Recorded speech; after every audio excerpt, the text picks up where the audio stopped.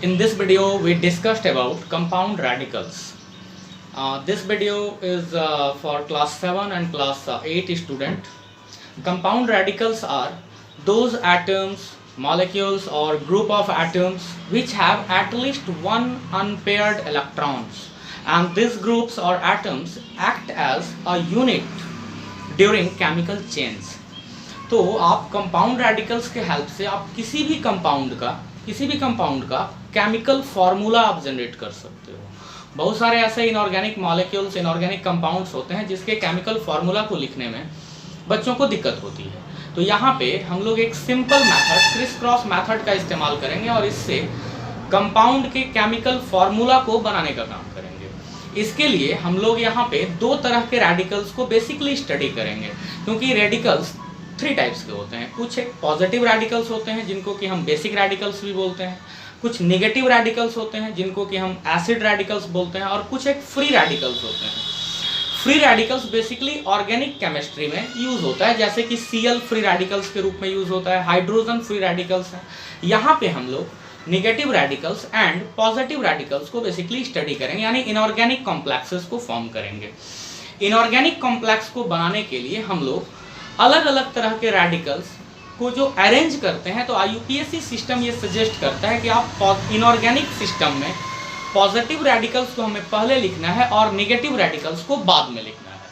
और ऑर्गेनिक के केस में जब आप कोई ऑर्गेनिक कंपाउंड को आप अगर लिख रहे हो तो नेगेटिव रेडिकल्स पहले होते हैं और पॉजिटिव रेडिकल्स बाद में होते हैं। रेडिकल्स की एक फिक्स्ड वैलेंसी होती है, और जिस मेटल की वैलेंसी फिक्स नहीं हो, यानी वैसे मेटल्स जो कि वेरिएबल वैलेंसी को शो करते हैं, यानी 2 या 2 से ज़्यादा वैलेंसी को अगर शो कर रहे हों, तो वैसे केस में हम लोअर वैलेंसी वाले कॉम्प्लेक्सेस को OUS से हम नेमिंग करते हैं, और मैक्सिमम यानी कि ज़्यादा जिसकी वैलेंसी होती है उसके लिए हम IC का इस्तेमाल करते हैं। जैसे आयरन के जो कॉम्प्लेक्स बनते हैं वो फेरस भी होता है और फेरिक भी होता है।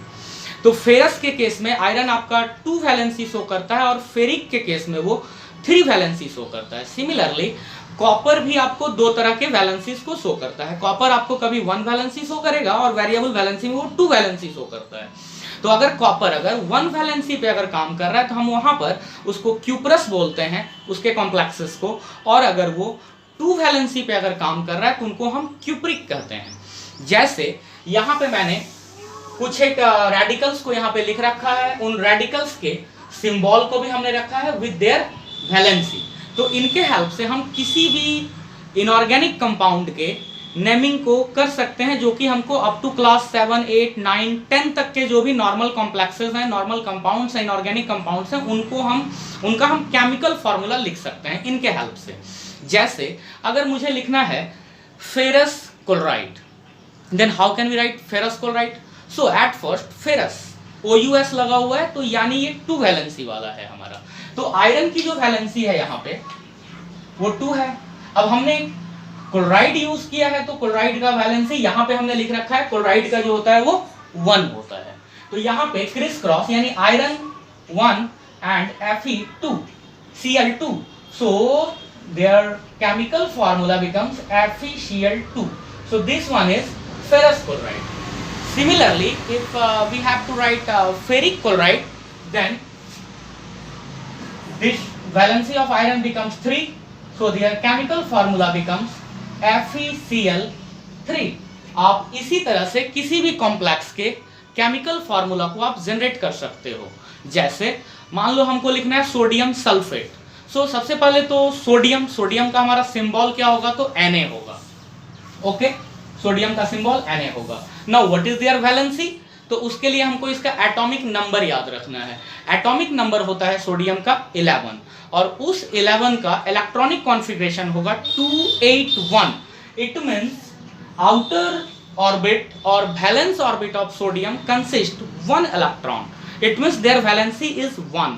हमें यह भी ध्यान में रखना है कि वैसे एलिमेंट्स जिनके वैलेंस ऑर्बिट आइदर 1, 2 और 3 इलेक्ट्रॉन्स अगर कंसिस्ट कर रहे हैं तो वही उनकी वैलेंसी होगी।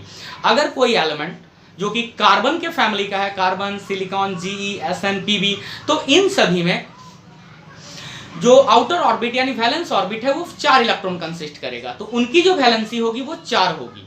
और वैसे एलिमेंट जिनके वैलेंस ऑर्बिट आइदर 5 और मोर देन 5 इलेक्ट्रॉन अगर कंसिस्ट करते हैं तो उनकी वैलेंसी 8 माइनस वैलेंस इलेक्ट्रॉन उनकी वैलेंसी होगी। जैसे नाइट्रोजन का एटॉमिक नंबर 7 होता है तो उनका इलेक्ट्रॉनिक कॉन्फ़िगरेशन होगा 2,5।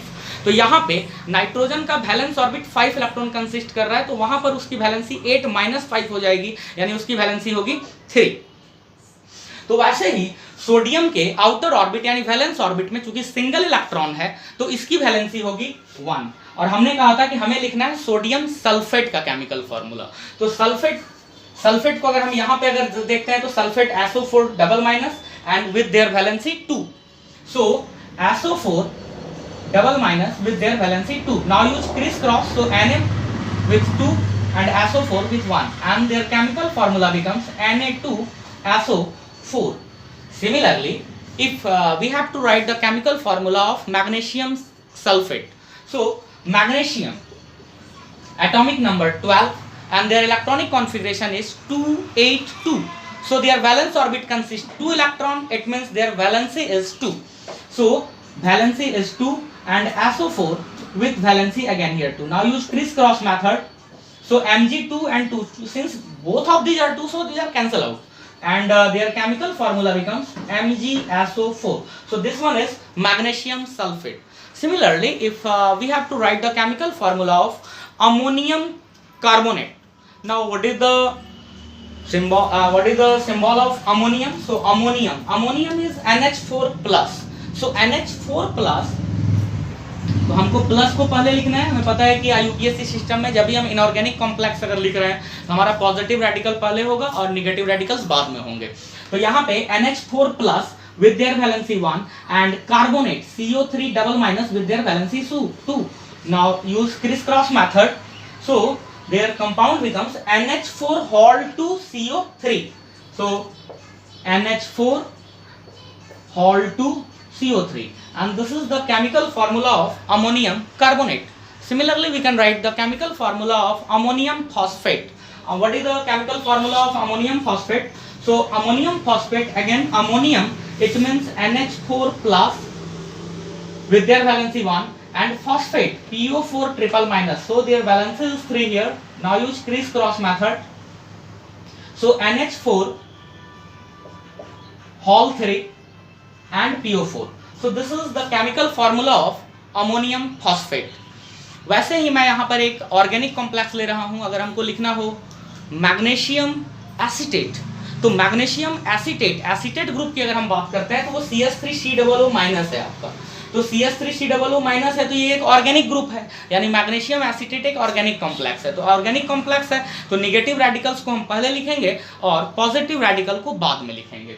तो हमारे लिए acetate CH3COO minus and Mg with their valency 2 and acetate with their valency 1. Now use criss-cross method. So chemical formula becomes CH3COO Hol 2 Mg. So this is the chemical formula of magnesium acetate. Similarly, we can write the chemical formula of sodium acetate.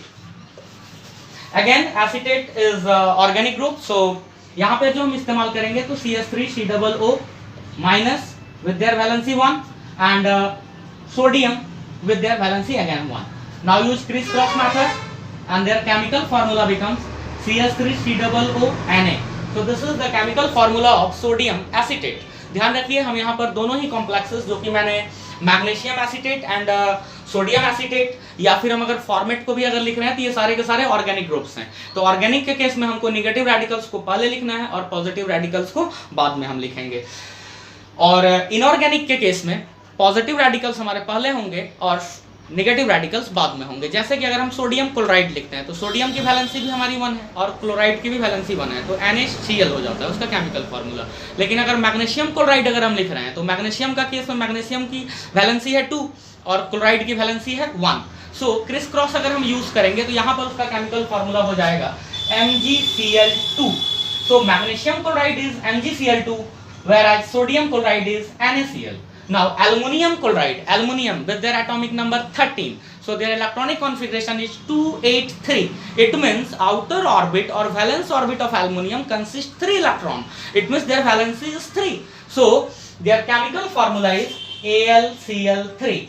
So chemical formula of sodium chloride is NaCl, chemical formula of magnesium chloride is MgCl2 and chemical formula of aluminum chloride is AlCl3. जैसा कि मैंने अभी थोड़ी देर पहले videos में बोला था कि भाई अगर वैलेंस ऑर्बिट अगर 4 इलेक्ट्रॉन्स अगर कंसिस्ट करता है तो वही उसकी वैलेंसी हो जाती है, जैसा कि कार्बन के केस में होता है, सिलिकॉन के केस में होता है। लेकिन क्या लीड इस नेचर को फॉलो करेगा?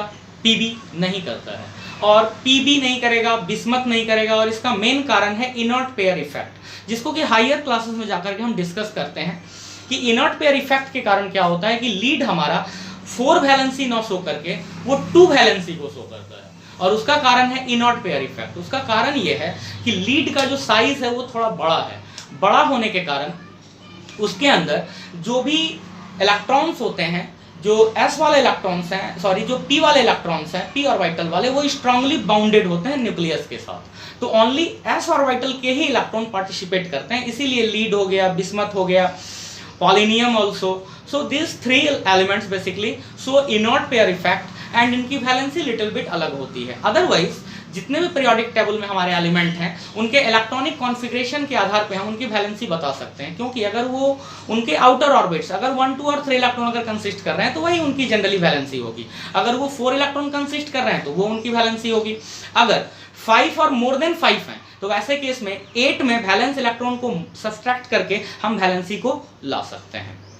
तो इस तरह से आप एक जनरल वे में हम नॉर्मल जो भी इनऑर्गेनिक कॉम्प्लेक्सेस हैं उनके नाम को लिख सकते हैं बिना किसी मिस्टेक के, क्योंकि कई बार ऐसा होता है कि बच्चे बोलते हैं कि sir sodium chloride NaCl but magnesium chloride is why not MgCl, उसको भी MgCl होना था, aluminium chloride AlCl, but actually ये होता है वैलेंसी के कारण, क्योंकि जितनी वैलेंसी होगी, वैलेंसी का मतलब ही होता है होल्डिंग कैपेसिटी, यानी वो कितने को होल्ड कर सकता है। जैसे सोडियम की होल्डिंग कैपेसिटी यानी वैलेंसी यहाँ पे 1 है, यानी वो 1 क्लोरीन को होल्ड कर सकता है। जब हम मैग्नीशियम क्लोराइड की बात करते हैं तो मैग्नीशियम क्लोराइड की जो होल्डिंग कैपेसिटी है वो 2 है, क्योंकि उसकी वैलेंसी 2 है, तो वो यहाँ पे 2 क्लोरीन को होल्ड कर रहा है। वैसे ही एल्युमिनियम क्लोराइड की अगर हम बात करते हैं तो एल्युमिनियम क्लोराइड की वैलेंसी यानी उसकी होल्डिंग कैपेसिटी है 3, तो वहां पर वो 3 क्लोरीन्स को होल्ड कर रहा है। तो इस तरह से हम बेसिक जनरल जितने भी सामान्य रूप में मिलने वाले हमारे क्लास 7, 8, 9, 10 के जो कंपाउंड्स हैं उनके हम केमिकल फार्मूला को इजी वे में हम लिख सकते। I really appreciate your time. Please subscribe this channel for more such type of interesting videos.